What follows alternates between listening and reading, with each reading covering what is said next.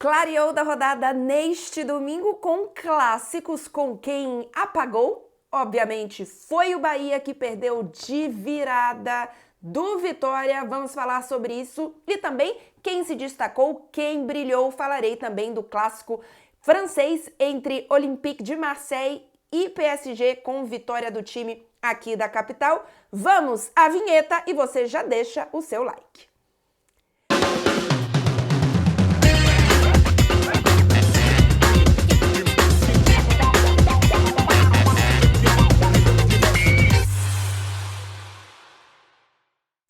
Muito bem, vamos começar falando do Bahia. O jogo tá quente, foi um jogo mais emocionante, mais animado, digamos assim, obviamente também pelo fato de ter uma torcedora do Bahia por aqui. Então vamos começar falando desse Bahia.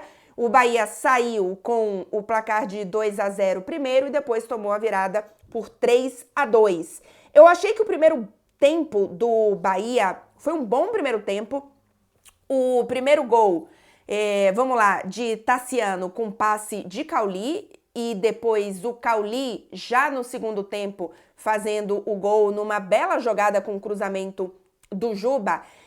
Eu tive primeiro a sensação de que após o primeiro gol, o Bahia ia crescer no jogo e um pouco depois veio o gol do Cauli, né? Então eu pensei, ok, o Bahia aprendeu a lição, até também pelo que a gente tinha visto durante todo o primeiro tempo, em especial daquele primeiro Bavi no Baianão, né? Porque o da Copa do Nordeste foi na Fonte Nova que o Bahia venceu, e o anterior tinha sido o do Barradão, que o Bahia tinha perdido também de virada, inclusive.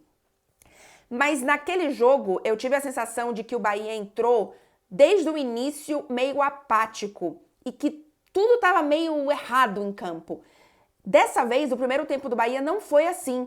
E é curioso que uma torcedora do Bahia me mandou uma mensagem no meio, mais ou menos, do primeiro tempo. Na verdade, acho que ela me mandou um pouco antes, mas enfim, eu só vi no meio do primeiro tempo. E, na verdade, respondi no intervalo e disse, ela falando que ia infartar, domingo de Páscoa e tal. Eu falei, calma, que acho que a qualidade superior do Bahia vai aparecer já já. Porque eu achava que o Bahia estava melhor do que o Vitória no primeiro tempo. E aí vieram, claro, os dois primeiros gols. A questão é que o Bahia desmoronou depois do segundo gol. Após o primeiro gol, eu já senti que a postura mudou um pouco. Depois do segundo gol, o Bahia desmoronou. E aí, veja só, o primeiro gol do Vitória sai aos 68 minutos do segundo tempo. Pra mim, eu vi algumas pessoas falando que o Vitória achou o gol. Eu não tive essa sensação. Pra mim, o Vitória era melhor no momento que fez o primeiro gol. O Alminos tinha começado a criar muito volume de ataque. E aí veio o primeiro gol. Logo depois, aos 78 minutos, ou seja, 10 minutos depois, o Rogério Ceni colocou em campo o Iago Felipe e o Davi Duarte. E aí acabou o jogo. As decisões do Rogério foram muito, muito ruins. Ele chamou o Vitória para o jogo e o Vitória, de forma muito inteligente, foi para o jogo e virou a partida. A arbitragem foi ruim? Foi ruim. A arbitragem deu mais acréscimo do que tinha estipulado inicialmente e o terceiro gol do Vitória já saiu. Sim, mas nada disso justifica a postura em campo depois do segundo gol e as escolhas do Rogério Ceni para essa mudança. Repito, eu tive a sensação no início do jogo de que o Bahia, como postura, tinha aprendido um pouco da lição do primeiro Bavi. E, obviamente, falei isso pós o primeiro Bavi, de que eu entendia que, gente, beleza, é uma derrota, ninguém quer perder e tal, bababá, é clássico, é péssimo. Mas talvez isso aqui tenha uma lição a ser tomada. O Bahia não aprendeu, em especial o Rogério Ceni, não aprendeu essa lição. E o Bahia chamou o Vitória para o jogo. O Vitória é muito bem treinado. Coloquei aqui os destaquezinhos que eu queria falar. E o Léo Condé, para mim, é o nome do jogo. Até, claro, a virada, para mim, seria o Cauli, porque ele dá um passe e faz o gol. E, assim, é um jogador tecnicamente especial. Mas, depois da virada do Vitória, obviamente, Claro que beleza, tem os gols, isso e aquilo, mas pra mim o Léo Condé, mais uma vez, foi superior como técnico ao Rogério Ceni no Bavi. Em especial no primeiro Bavi, o que o Bahia perdeu também no Barradão, e claro, o de agora. O outro foi o da Copa do Nordeste, que foi na Fonte Nova. Então, destaque absolutamente positivo para o Léo Condé, para a postura do Vitória na hora que percebeu que o Bahia daria essa chance dele ir para o jogo e dele tomar a virada. Obviamente, a torcida do Vitória também está de parabéns pelo clima que criou ali no Barradão. E, gente, assim, eu sou torcedora do Bahia, óbvio, mas eu sou muito de boa com a zoação, tá? Porque eu acho que a zoação faz parte do futebol. Assim como eu brinquei na vitória do Bahia na Copa do Nordeste, cara, o torcedor do Vitória vai brincar aqui agora e, assim, não vai me alterar, porque no jogo passado foi o Bahia que ganhou. A gente tem a volta, o jogo de volta na Fonte Nova, que pra mim o Bahia tem toda a condição de vencer o jogo. Então, assim, gente, faz parte. Eu brinco, vocês brincam, eu tô de boaça. Inclusive, eu sou uma torcedora um pouco atípica, porque eu sou uma pessoa zero competitiva. Então, dificilmente uma zoação me irrita, porque perder faz parte. Eu sei, é péssimo escutar isso. Eu sei que não é isso que o torcedor quer escutar no jogo, mas depois de um clássico, depois de uma derrota, mas enfim. Colocando então aqui a responsabilidade sim em cima do Rogério Ceni, mas quero dar um destaque negativo rapidamente pro Everton Ribeiro. Eu não assisto todos os jogos do Bahia na temporada e faço a observação aqui especificamente também para quem tá me conhecendo agora, para quem tá chegando agora, para quem tá vendo esse vídeo num corte. Eu sou jornalista esportiva, eu sou correspondente da TNT Esportes na França, cubro futebol europeu e não é meu trabalho assistir jogo do Bahia e eu assisto como torcedora porque eu gosto dos principais jogos e etc, tá? Então, comento, inclusive, muito mais como uma torcedora de jogos principais, quando começar o Campeonato Brasileiro, aí sim, vou assistir um pouco mais, do que como uma setorista do Bahia que assiste todos os jogos do Bahia e conhece tudo do Bahia, tá? Tem 10 anos que eu não moro mais em Salvador, na Bahia. Então, que eu ia falar? Do Everton Ribeiro. Não assisti todos os jogos do Everton Ribeiro, mas tem um sentido que ele tem sumido em muitos momentos de jogos em que ele deveria aparecer. A gente tem outros jogadores aparecendo muito mais, o Tassiano, o Cauli, do que o Everton Ribeiro. Então eu acho que o Everton Ribeiro precisa começar a chamar um pouco mais a responsabilidade, a liderança técnica, digamos assim, desse Bahia, hein? Então fica esse pontinho aqui sobre seu Everton Ribeiro. O Bahia não tá pronto pro Brasileirão, falei isso aqui no último jogo, que eu comentei sobre Bahia. Mas assim, eu entendo que não é terra arrasada, tá? Ai, Rogério Ceni, técnico lixo, não sei o quê. Eu acho que ele ainda não tem mostrado que ele é um técnico, assim, fora da curva. Eu entendo que ele tem mostrado, especialmente em leitura durante o jogo, que ele é um técnico um pouco mais comum, digamos assim. Mas eu ainda entendo que é um caminho para o Bahia seguir com o Rogério Ceni, tá? Então, muita calma nessa hora. É um Bahia, gente, que tá junto, esse time, essa proposta, agora, né? Então, assim, já tá mostrando a sua superioridade no Campeonato Baiano, na Copa do Nordeste, mas ainda não tá pronto para os grandes testes. Eventualmente vai venceu na Copa do Nordeste o Vitória.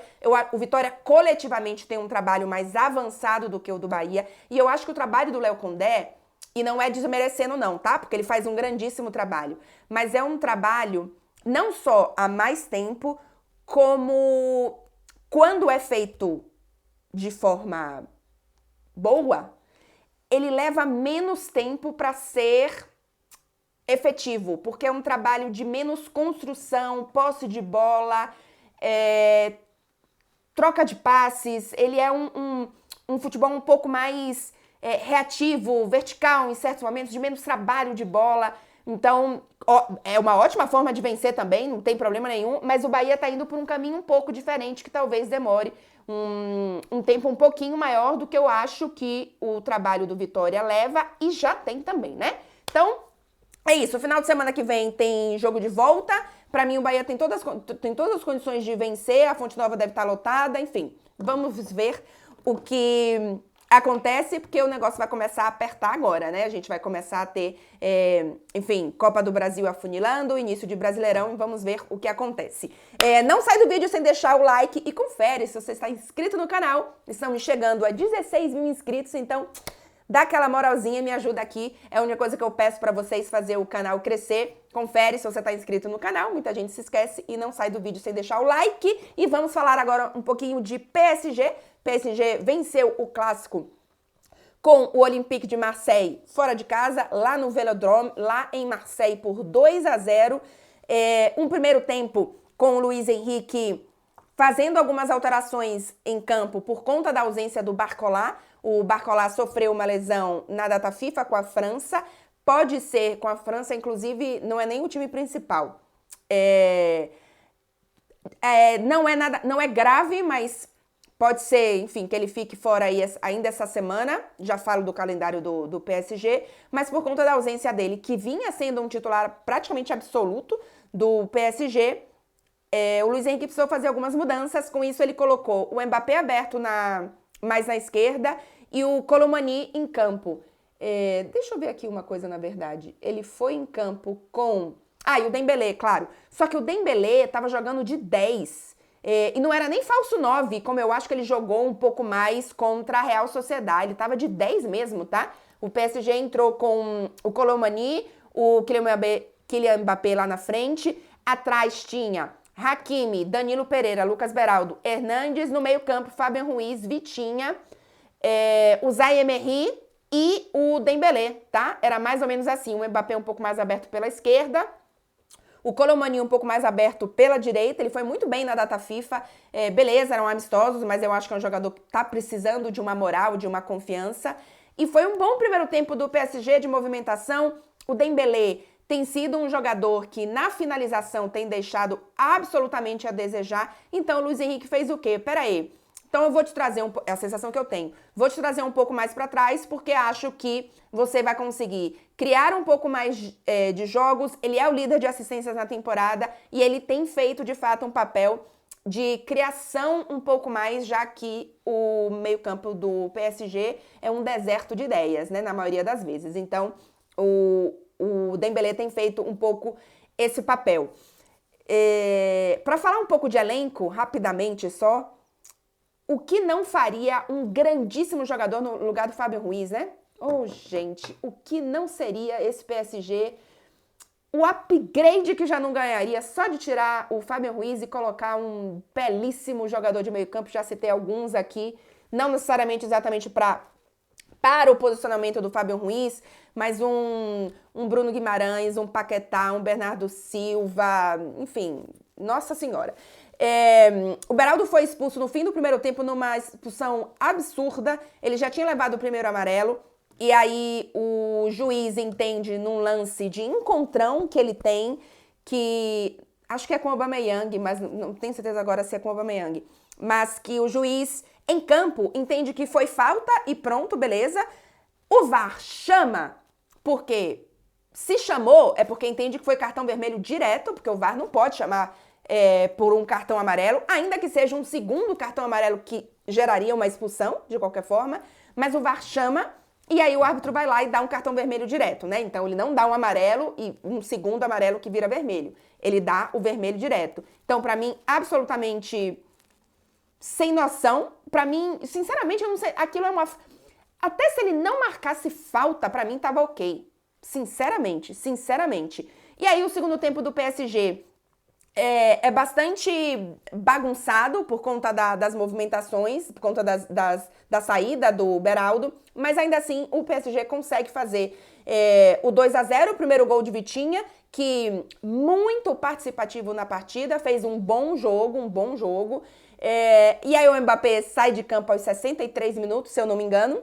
sem fazer uma grande partida. O Luiz Henrique foi questionado mais uma vez sobre isso na coletiva após, e ele falou, olha, eu não aguento mais, é sempre o mesmo disco, eu tomo as decisões que eu acho melhor para o PSG e eu vou continuar tomando as decisões que eu acho melhor para o PSG, então deixando claro que ele achava melhor tirar o Mbappé de campo.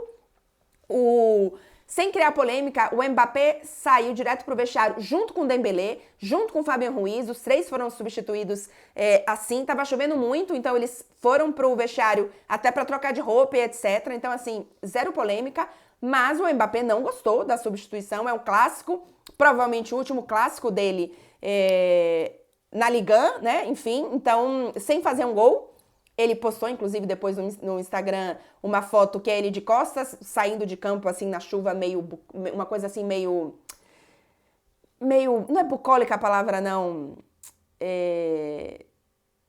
esqueci a palavra, mas enfim, tá, se você sabe qual que é a palavra que eu quero, deixa aqui nos comentários. Gente, nossa, esqueci a palavra, enfim, então, sendo que o PSG venceu, então, putz, né? Enfim, não ficou satisfeito.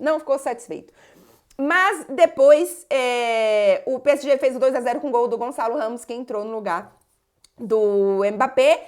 O Luiz Henrique claramente já começou a pensar na agenda apertada do PSG até o primeiro jogo do Barcelona. Tem jogo no meio de semana pela semifinal da Copa da França, depois joga no final de semana e aí enfrenta o Barcelona na Liga dos Campeões. Então ele já deu ali uma administrada, apesar de que após o 1-0 do PSG, o PSG tomou um calor bonito do Olympique de Marseille. E aí vai um destaque positivo aqui para Donnarumma, que é verdade, falhou em outras temporadas, em momentos importantes, mas faz uma temporada excepcional com o PSG, viu? Excepcional. Se não fosse o Donnarumma nessa temporada, o PSG tinha perdido uns joguinhos aí a mais. Outra observação importante sobre o PSG. O departamento médico do PSG tá precisando dar uma acertada, viu? Porque o que eles erram de previsão... Olha, a Sense no início da temporada, é coisa de 2 semanas, ficou 2 meses. O Marquinhos, nossa, precaução, vai ficar 2 jogos. Não joga, não sei desde quando.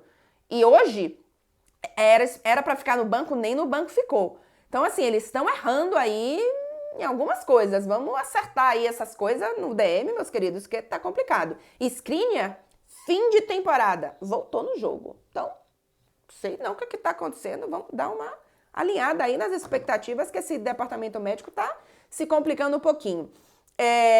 Para não dizer que eu não falei de campeonato italiano, rapidamente aqui, a Juventus morreu, né, minha gente? A Juventus morreu, perdeu para Lazio, e eu vou falar uma coisa para vocês. Estamos na rodada, foi a 30ª rodada, então ainda faltam 8 jogos, e vou contar uma coisa para vocês. A Juventus que não se cuide, não, que eu não sei se vai garantir essa vaga, não. Bom, a distância é grande, a Juventus tem 59 pontos, a Roma, que é a 5ª colocada, tem 51, mas um jogo a menos.